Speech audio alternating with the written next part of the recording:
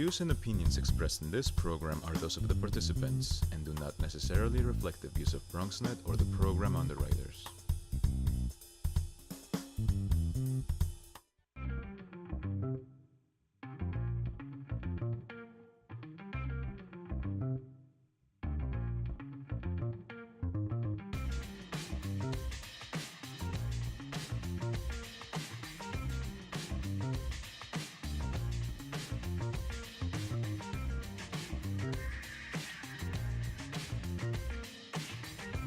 All right, it's time for the Bronx Buzz, folks, and we got a really good show set up for you today. In case you haven't seen what we do on the Bronx Buzz, we talk to Bronx journalists and give you an idea about what they're thinking about, what they're writing about, what may be a little bit behind what they're thinking about, and get into some of the latest news of the day. We have two great reporters with us today. The first one is sitting with me now, and later we'll be joined by Bob Guiliano, who's a new reporter at the Bronx Times Reporter. But it is my pleasure to welcome back my longtime friend from the Norwood News, that's the paper. It is David Cruz. Nice to have you with us, David. Thank you, Gary. Well, let's start with what your cover story is, and I will compliment you on the great work you did covering the campaigns leading up to primary day. So the big winners, Mark Jonai, Fernando Cabrera, Reverend Ruben Diaz, Senator Ruben Diaz, and Diana Ayala. So I'll just give you a general question. What do you think? And then I'm going to ask you some very specifics. Well, I mean, it was actually a lot tighter, these races, than I actually had expected, especially with the Mark Jonai and Fernando Cabrera. Their respective races were pretty much not, I mean, they were not locks for them necessarily, in the sense that they actually, their contenders had double-digit gains, which is very, very unique for a Bronx race, considering that both Jonai and Cabrera had received party backing. They received multiple endorsements, but meantime their contenders were pretty formidable, especially for Jonai's race. Ed Garcia at Welcome to the Bronx he's certainly as loud and outspoken as anybody in the Bronx, made the point in a blog piece just today or yesterday that Reverend Diaz did not win more than 50% of the vote. And so that would lead to the question, with all of the challengers to the people who eventually won, if it was one-on-one, you start to wonder if they would have carried a majority. Kind of an interesting way of looking at the races. Sure, especially for the Jonai race. I mean, there you had, that was probably the most contentious out of them. And then you had John Doyle, you had Marjorie Velasquez, you had Egidio Simontelli, and Victor Cruz, they all essentially just split the vote. And so I always wonder whether or not the folks who had voted for John Doyle, would they have voted for Mark Jonai. Taking it one step further, now this is only a primary, so then Assemblyman Jonai has won the nomination for the Democratic Party. I understand, and I'm going to continue to find out as the next several days go, that John Doyle is considering running on the Liberal Party line. Maybe Marjorie Velasquez will run on the Working Families line, and then you'll have John Sereni running as a Republican. You could still have a broad field.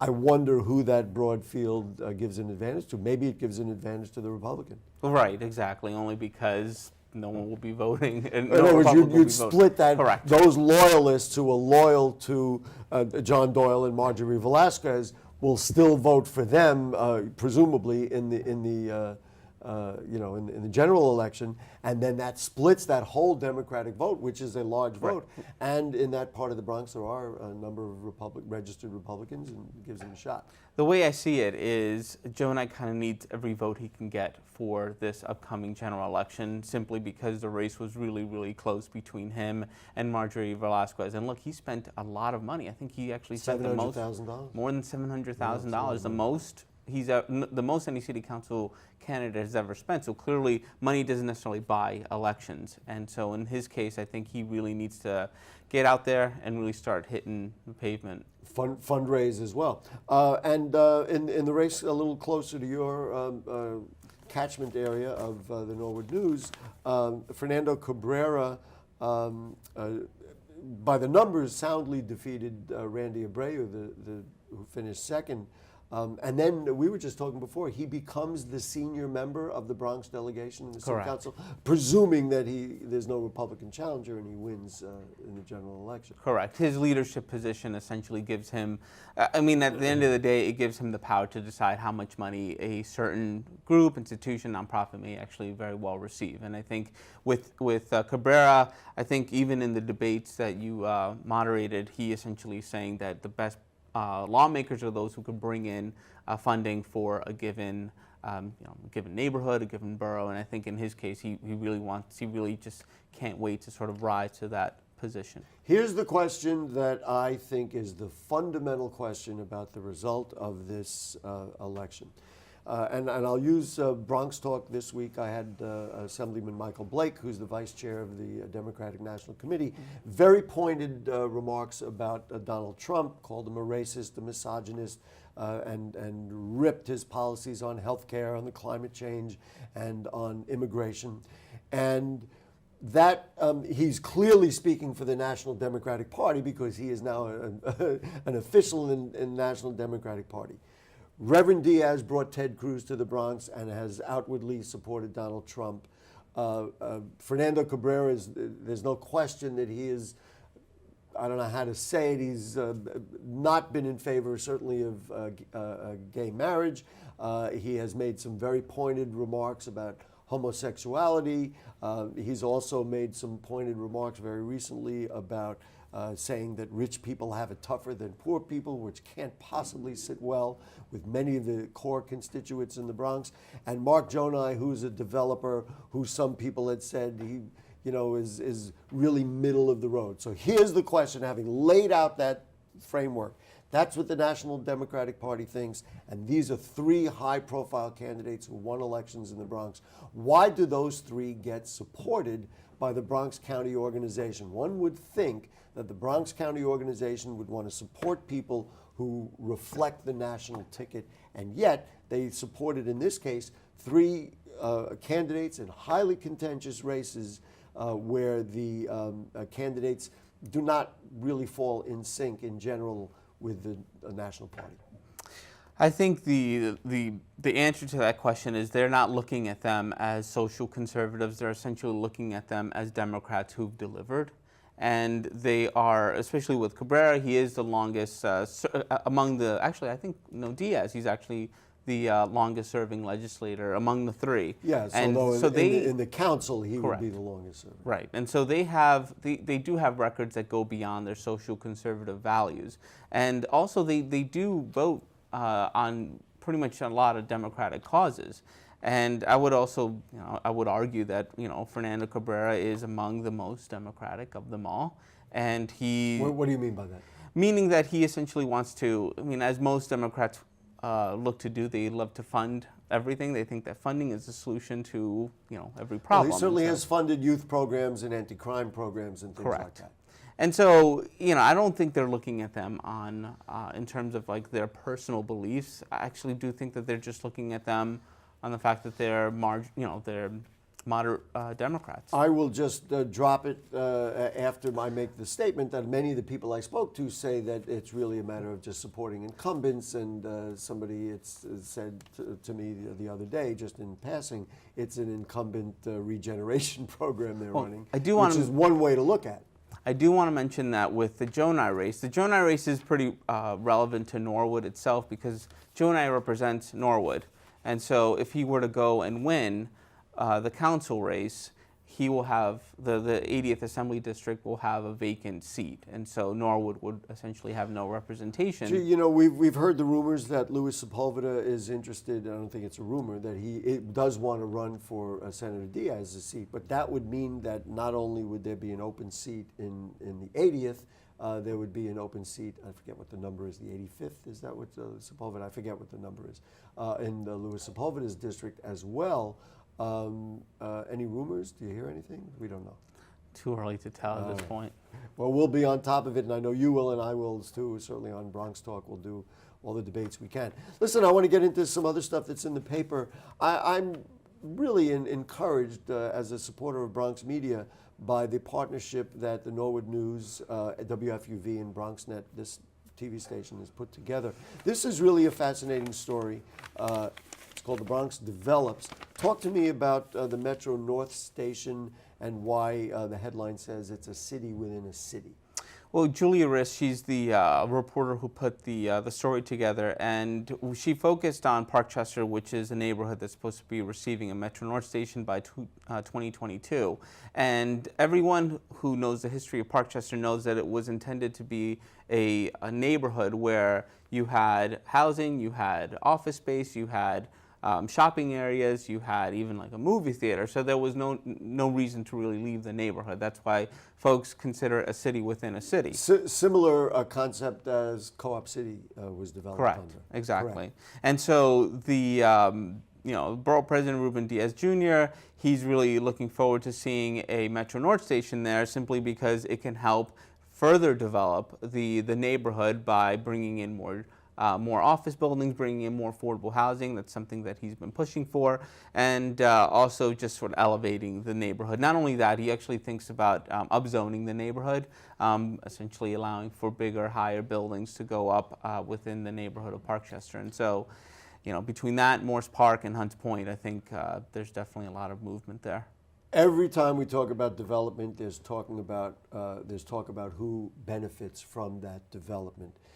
From the way you described it, it sounds to me that essentially this could be the kind of development that doesn't move people out and that helps to build up an area, giving them more economic opportunities, more shopping opportunities, and those kinds of things. Right, and the borough president actually sort of echoed what you were saying. The kind of housing that he wants to see is sort of mixed housing. He wants to see affordable housing, but he also wants to see housing for its the borough stock of working professionals, and so he feels that there's sort of a win-win for everyone. He's not talking about displacement, and I think he's really pushing for that particular neighborhood to receive an upzone. Dave, you don't write an editorial for every paper. I know you try to write as many as you can. This one is a fascinating editorial that you wrote about a no solicitation zone in Bedford Park. Talk to me about the concept of no solicitation zones, the history of it, and why you think this is something that Bedford Park ought to consider. Well, the country club section of the Bronx, which is in the East Bronx, is mostly made up of homes, two-story private homes, some buildings here and there, but predominantly two-story private homes. They were apparently getting a lot of solicitations via the phone, via mailers, essentially trying to convince the existing homeowner to sell their property and sell it fast for money, and on the hopes that a developer can come in, either bulldoze the property, and and then then just presumably build something bigger. The up. developer makes out, but of course, it's a very tempting thing Correct. for a homeowner to say, "Hey, we're going to give you $2 million for Correct. your home," and you say, "Gee whiz, I only paid $300,000 for it. I'm making an immense profit, and yet if I do sell it, I know I'm kind of selling out my neighbors." I mean, that's a tough thing to Correct. put somebody through. But in this case with Country Club, they didn't want to sell, and so they became what the State Department of State calls a non-solicitation zone. And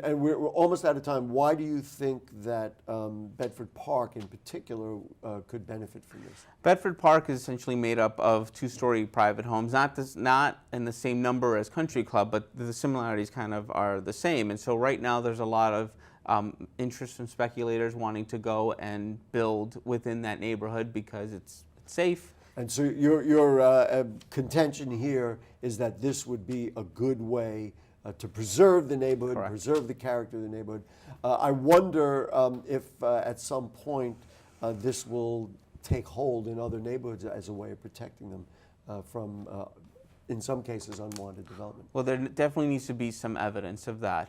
That's the only way to really have this. Listen, Dave, you're the best, man. The Norwood News, pick it up, read it, check it out online. David Cruz does an unbelievable job, as you can tell. He's knowledgeable, he writes real well, and thank you so much for being with us on the Bronx Buzz. We are going to come back with a guy you haven't met yet, probably. His name is Bob Guiliano, and he writes, and I got the other paper here, for the Bronx Times Reporter, and he'll be here in just a moment. Don't go away. Sure, I look cute now, but when my owner lost his job, it was rough. I was living on the street, and one night, me and this Cocker Spaniel got into it so bad, I wound up looking like an ice cream cone. I cried a little bit, but thankfully I got rescued, so I'm running, I'm jumping, all back to my old self, and I'm ready to give unconditional love, even if you put a lampshade on my head.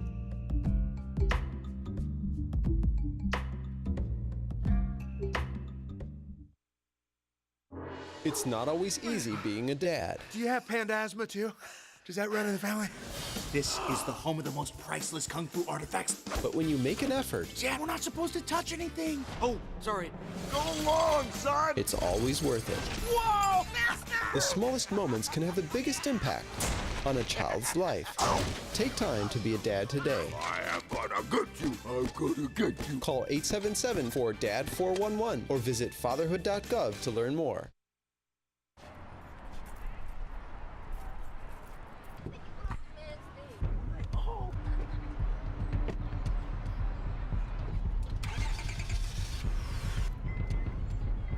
Oh my God, go! Oh, Shane, look out!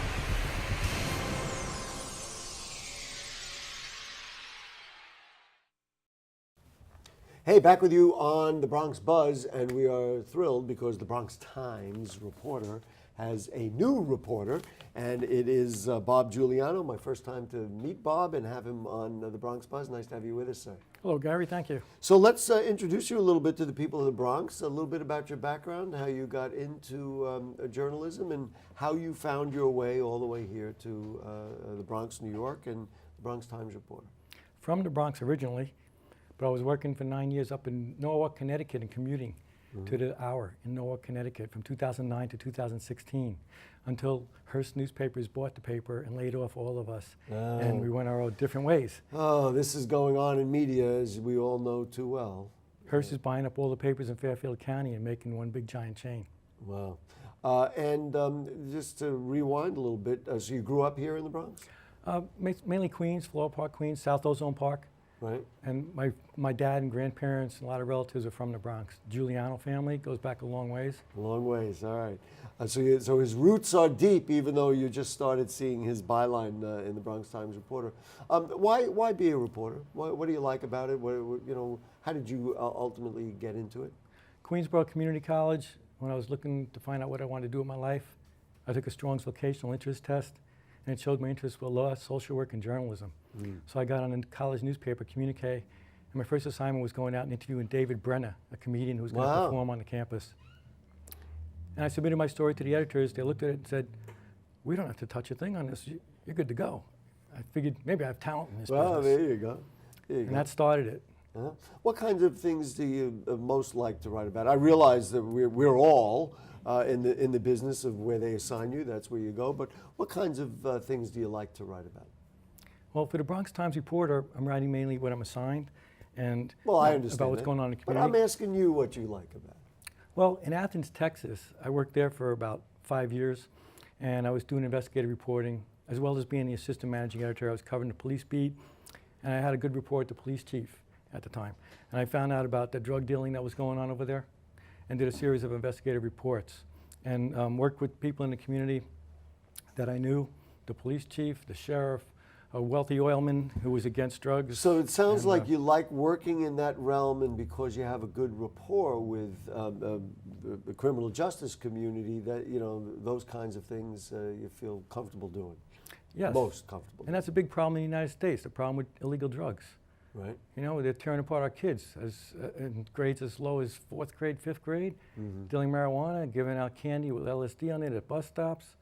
It has to come to a stop. Crazy stuff. Well, that leads perfectly, and I'm just going to try to find the right page.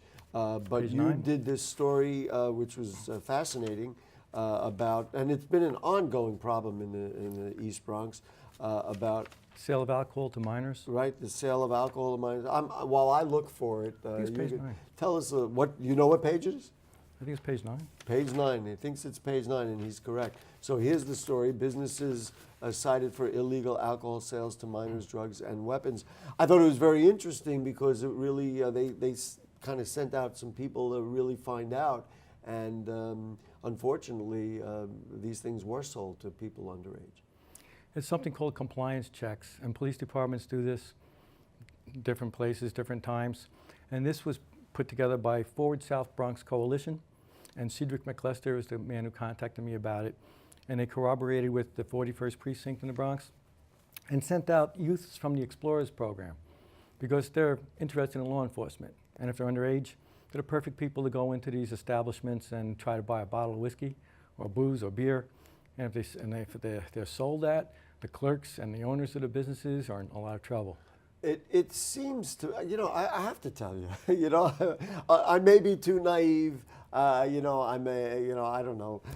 If you're in that business, you gotta know if somebody comes in there looking even questionable, you have to proof them. I can't imagine. I understand. I know the pressures of people running businesses, but I don't know. I'm not even asking a question. I guess the question is, how could you not know?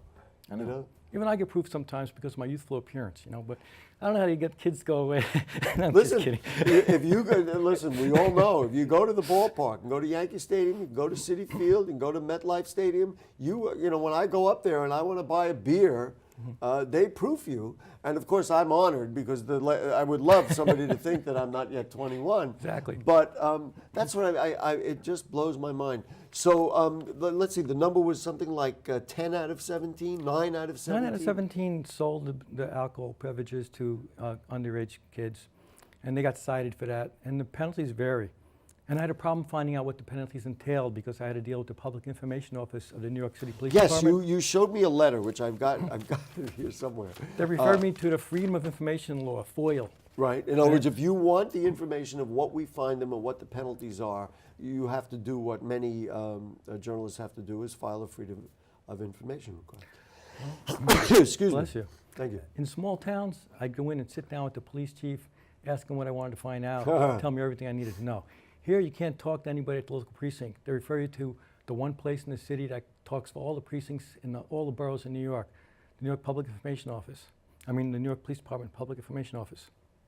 And if I make a request that's complicated, like I did in this case, wait a minute. Why is that request complicated? What did you guys find those stores? I mean, it can't be that complicated. I didn't think it was complicated because Cedric McClester. Silly boy. Yeah. He had the police report. And so did you get any of the information yet? I had to work around the New York City Police Department Public Information Office and get the information on my own. I had to contact the people that were involved with the case with the compliance checks, and that's how I found out the stores, the addresses that they were cited. I didn't find out the penalties. I have yet to find out the penalties. Request on that information from the police department, they said it's too involved, too complicated. They cannot generate a report to answer my questions. They could only issue reports that they already have. And I'm sure they already have these reports. So I don't understand the logic behind their response to me. Listen, I've been sitting in this seat, or in BronxNet's Bronx Talk seat for a very long time. This changeover happened during the Giuliani administration. At that point, Giuliani centralized all the public information for the police department, and from that point forward, it became very difficult. But this kind of stuff is easy stuff. This is what my guess is, just a speculation, is that it's too small. If you had asked about the killing of, God forbid, somebody who got killed, or the shooting of a police officer or something like that, you could foil that and get that information. But here, somebody's got to look it up, and they've got 50 million cases, and nobody wants to deal. That would be my guess. Who knows? Listen, you've got a bunch of other interesting things in the paper that we want to talk about because you're really very prolific and it's really very exciting. Same thing on the criminal justice issue. The Attorney General ruled that a death that happened over, I guess he was tased, right? Is that? He was tased multiple times. This is someone named Ariel Galarza. Yes, Mr. Galarza. Mr. Galarza died, and that was in November of last year. And I don't know if it said last year or 2015. Galarza's death, November 2016. It was in 2016. your article. Okay. Although you did write it with Robert Wersing, so he may have had that. Yes, piece. Robert Wersing wrote the original story. I was doing the follow-up in this case when Schneiderman ruled the officer was not a responsible criminal. But he's going to be sued civilly. Well, I mean, that does go on. What's your thoughts about that, or why did the Attorney General rule in that direction? I read the exhaustive report by the people that conducted the investigation for him, and basically, this gentleman was on so many drugs, including bath salts and cocaine in his system, and had obese, and so it was hard to. I'm just going to move it wasn't forward. healthy, And it was hard to determine that that's what actually did it. Was it improper for them to tase him to begin with? In other words, was that a questionable act? Look, if it was me, I'd prefer to be tased than shot, because tasing, they just pull little hooks out of you and you're good to go again, unless you have a pacemaker and they tase you right on your heart. Right. But in his case, he got tased 3 times, and the attorney I spoke to that's representing the family, that's his point of contention. That why did he tase him 3 times? Once, and then twice more when he was subdued because he was resisting. It's an alternative to shooting him, but that many tases, sometimes they'll allow journalists to get tased if you want to feel it. You know, I haven't volunteered for that. Yeah, I was about to say, happily I'll just sit here in the studio. But he died, and he's civilly liable. Well, The office is civilly liable. just to wrap this up, Bob, what's it been like being on the beat here? Now, how long have you been at the paper? Oh, about 2 months. 2 months, and what's it been like? Well, I mean, let me interject. As somebody who reads the paper regularly, I was like, wow, here's a good article. And I was like, who wrote this? And I was like, well, who is this guy? So you're doing well, but tell me what it's been like for you. Well, the first thing is, it's been a pleasure working with my coworkers on the paper. Patrick Rocchio, Robert Wersing, and Arthur Cusano. They're really good guys and good reporters, and I like their writing. I've complimented them on it. I haven't been a reporter since 2009, when I was freelancing for the Hour before I got hired full-time. There I was doing copy editing, page design, and editing reporter stories. Right. This was a reporting position, and it's like the Kung Fu master who starts with a white belt, goes through all the levels of belts. I've been doing this profession for 40 years, and now I'm back to my white belt, and where I started from, and back home, and I'm good at reporting. I like meeting people and talking with people and exercising my brain and writing the stories. So there you go. enjoy Wow. it. And I hope it hasn't been too difficult to be on the Bronx Buzz and talk about some of these issues. So a couple of other things that you did were nice. The fact that Little Claremont Park, you wrote that story, is going to be renovated. That must be kind of, I mean, it's almost like I don't want to say it's like a day off, but that must be, compared to the tougher stories you do, that must be a fun day to do stuff like that. Yes, Claremont Park and the Estelle Diggs Park, where they renovated, and they're making the parks look really nice. It's really good to have those places for people to go to. I'm going that's a positive I'm thing. going to ask you a question I'm not supposed to ask. So what do you got coming up? Something interesting? Anything coming up of interest? Let's see, maybe follow-ups on some of the stories I did. Some buildings, properties, 3250 Westchester Avenue, where they want to build a 10-story building. Right. And there's people in the Listen, neighborhood that are against Bob, it. it's really a pleasure to have you on the Bronx Buzz. It's also a pleasure to have you working for everybody's favorite paper, the Bronx Times Reporter. And we hope that you will join us once again for the Bronx Buzz and have a happy and healthy time at the Bronx Times Reporter. Thanks for joining us. Thank you. Pleasure today. meeting you. Folks, guess what? It's time to wrap up the show. We will see you Monday night, of course, for Bronx Talk. And we got a lot of good shows coming up and good shows here on the Bronx Buzz. And see you around the Bronx. Goodbye.